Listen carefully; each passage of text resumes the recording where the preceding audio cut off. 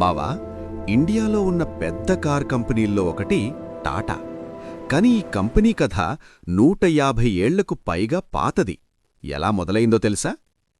1868లో జంషెడ్జీ టాటా అనే వ్యాపారి ఒక చిన్న కంపెనీని ప్రారంభించాడు. అతని కల ఇండియాను ఒక ఇండస్ట్రియల్ పవర్గా మార్చడం.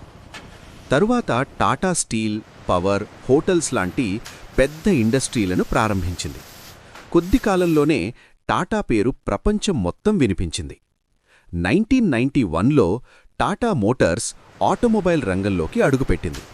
మొదట ట్రక్కులు, కమర్షియల్ వాహనాలతో స్టార్ట్ చేసింది.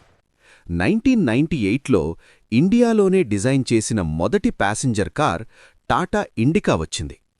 2008లో టాటా నానో వచ్చింది. ప్రపంచంలోనే చౌకైన కార్గా అది చాలా ఫేమస్ అయింది.